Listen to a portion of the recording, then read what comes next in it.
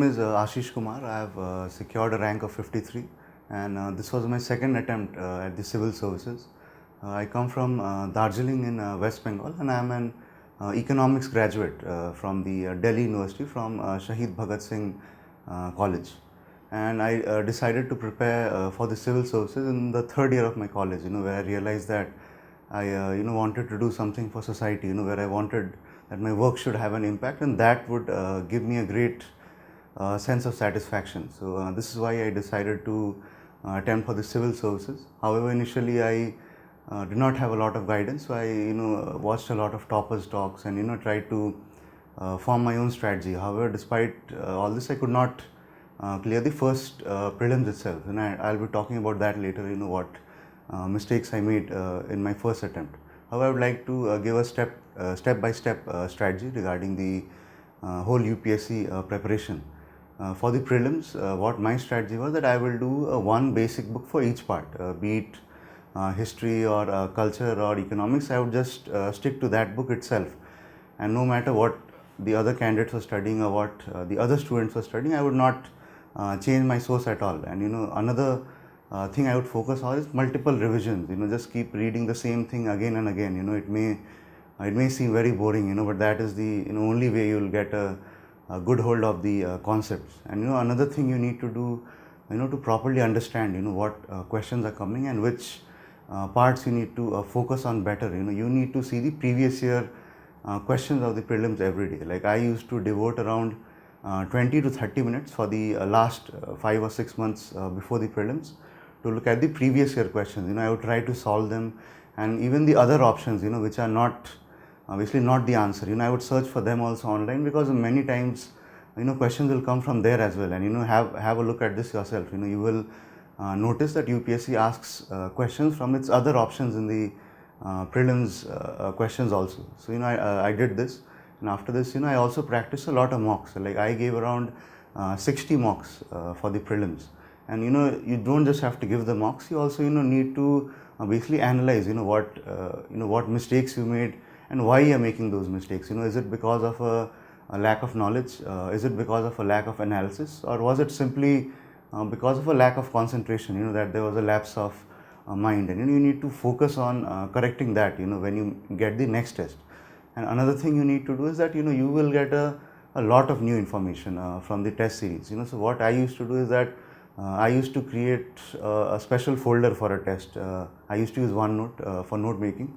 However, if you are not comfortable with the digital format, you take one A4 size sheet, and what you need to do is that of one question, if you made a mistake, just write, or if you get some new information, write it in 2 lines, such that the whole test solution should come within one A4 size sheet itself. Like this you will have around, I had around 50 to 60 sheets you will have, and you can actually revise them in the prelims. So this would be my strategy for the prelims, that less resources, analyzing the previous year questions, as well as continuously solving mocks, and most importantly assessing yourself, that are you improving with each prelims test, or are you keeping on making the same mistakes again and again. So this needs to be a focus on the prelims.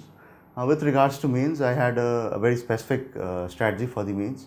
If I come to GS1, I had history as an optional, so half of my GS1 would be covered from there. For my geography, I did only the 2 NCRTs of class 11. I did not do the NCRTs for class 12.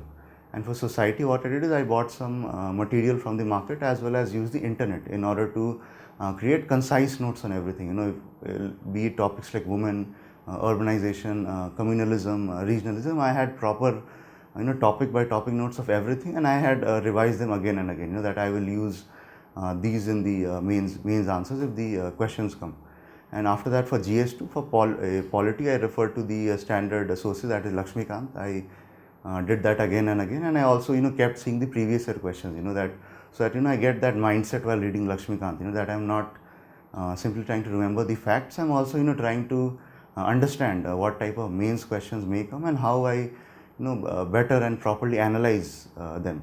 And apart from that, there's also governance. For governance also, I use the internet extensively, as well as certain material from the market, and I made my own notes for every every topic in the syllabus, I had short notes and I had revised them multiple times, so that I can properly reproduce them in the exam.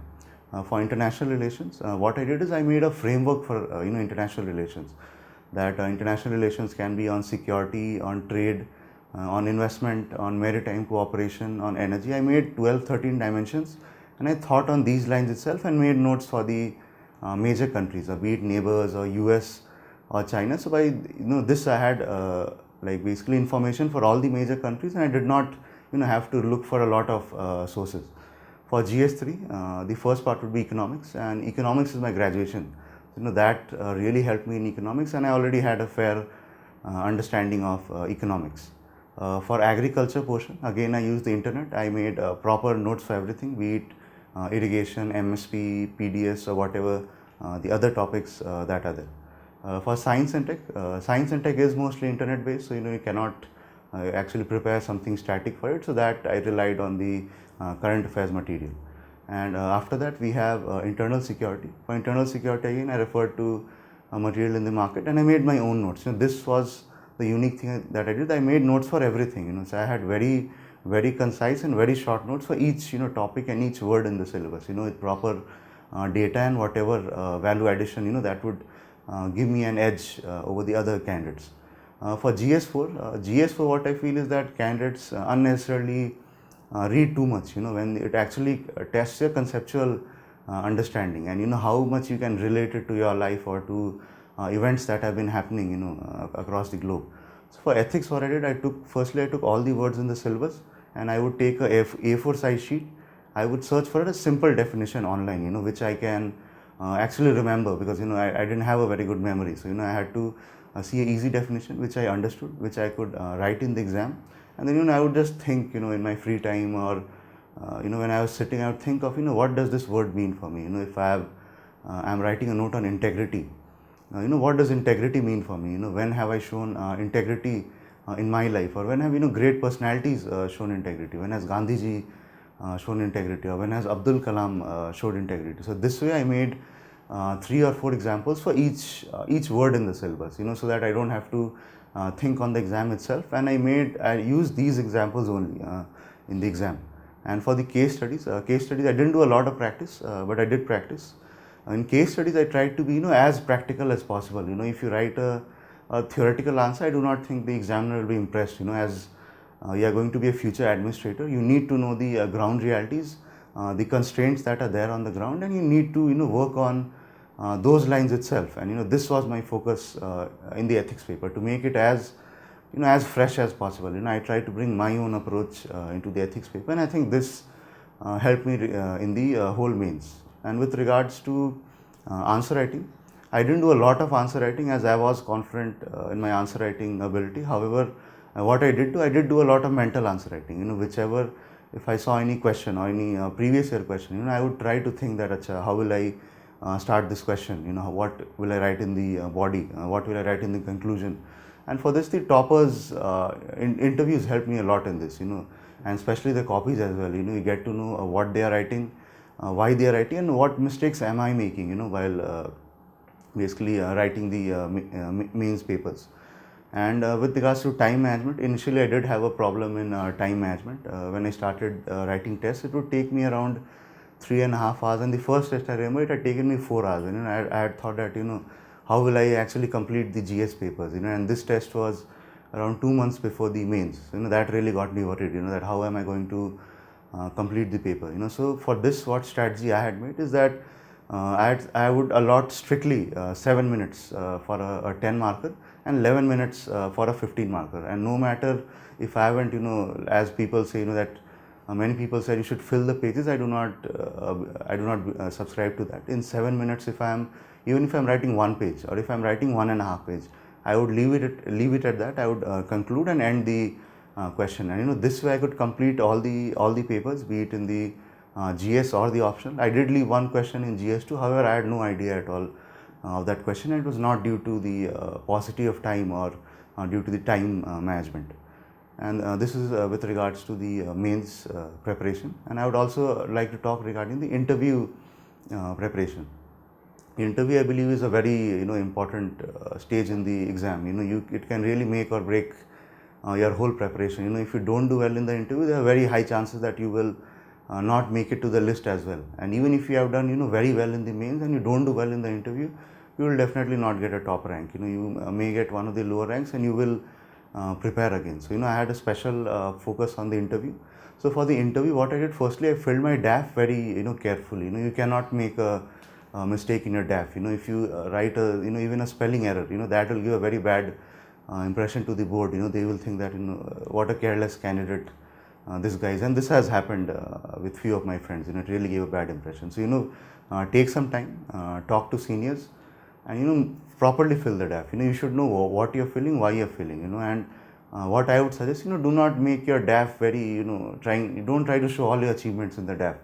Make it limited. For example, I had put two achievements, two sports, one sport, two hobbies. So this way I had a limited things to prepare, and these were things that I actually had an interest in. So I properly prepared. I prepared it in a lot of detail. For example, my father works in the tea sector, so I had prepared tea very extensively. I had even prepared why the Kenyan and the Sri Lankan tea industry are doing well. I had got into, and you have to go into that depth to properly impress the interview board. And also I prepared my hobbies also very well, and my graduation was also economics. So I had to it mostly comes from current affairs itself if you have economics background. However, you do need to see major theories, be it Keynes or Friedman. So I did focus on that. And coming to the current affairs part, which is very important for all the stages. So what I would recommend is that read the newspaper. I have even read the newspaper one day before the prelims and one day before the mains, because I feel it gives a freshness to your answer. You get the latest examples, because everybody is studying the same material, they will write the same thing, and why should you get extra marks for that if you write what everybody else is writing. So newspapers will give you that extra, you will get those new examples, be it in the prelims, in the mains, and the interview. That is very important. And for the interview, what different you have to do, that you have to read more newspapers to get more diverse viewpoints. Otherwise, if you simply read one, you may get there may be some biasness, and you may not even notice it. So I used to read 3 newspapers: the Hindu, the Indian Express, as well as the Mint, and sometimes also the Hindustan Times for the interview. And I read these very extensively and with lot of details. I used to make short notes of these topics. For example, the Indo-China border issue was in news. The Indo-Nepal border issue was in news. So I prepared them really extensively for the interview, and this really helped me in the interview. And for the interview, I would suggest do not try to cram stuff. I would suggest try to properly analyze what you are reading, how you will answer. Try to think of that also. If the teacher asks you a certain question, how will you respond? How will you put your points? How will you show him that you're not simply a bookworm. You actually know how to analyze. And another thing is to remain calm. You have to remain calm throughout the interview. They will try to push you, but you have to show your calmness and accordingly give a good answer. And don't give a theoretical answer. You have to give a very practical answer, which I tried to do in the interview stage itself. This was my overall strategy for prelims, mains, and interview. And there also I would like to talk to the candidates regarding the common mistakes that are made during this preparation. The most common mistake, and which I did myself in the first prelims, first attempt, due to which I could not clear the prelims, was focusing on extensive sources.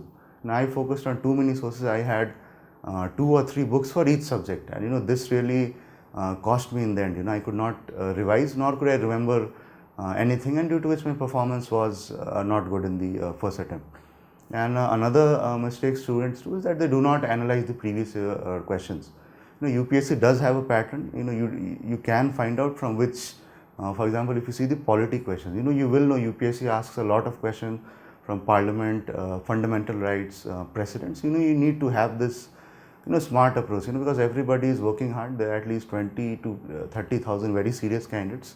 What sets you apart is your focus. If you are spending 1 hour, you should know exactly why I am spending that 1 hour. What will I get out of it. You must have a very specific and targeted focus on certain parts of the syllabus. And thirdly, I also see a mistake that candidates make is regarding the answer writing. Answer writing also, firstly, a lot of them don't practice. Even if you practice only one question every day, practice one question every day, and I would suggest, properly analyze it. Give it to a friend so that you get a second or a third opinion, because often one cannot see his own mistakes, and somebody else can point them out better. One more issue I see with answer writing is that people simply keep writing. They'll write 5 every day, but without knowing what they've done wrong and how they need to improve. So even if you write one question every day, what matters is you should know what you've done right while writing that question, what you've done wrong, and that mistake you need to improve the next day. It should not happen. Like with, even if I wrote very few answers, I wrote a few tests only. I could write only 6 tests for GS, but I improved with every test. I know exactly what I had done wrong in the previous test. I ensured that that mistake does not happen. And finally, one more mistake candidates make is that they follow the toppers' talks blindly, and I would not suggest that. Everyone has their own strengths, everyone has their own weaknesses, and you need to you watch the various toppers' talks, but pick and choose. What part of their strategy do you think is useful for you, and what part of their strategy is actually will bring you results. So you need to be very selective in your approach. It is your time, it is your resources, and you cannot simply let somebody simply blindly follow somebody else's strategy. So you need to be very careful with that. With that, I would like to wish all the aspirants best of luck. Keep working hard, and always remember your loved ones who have made so many sacrifices for you, and keeping that in mind, give your best, and you will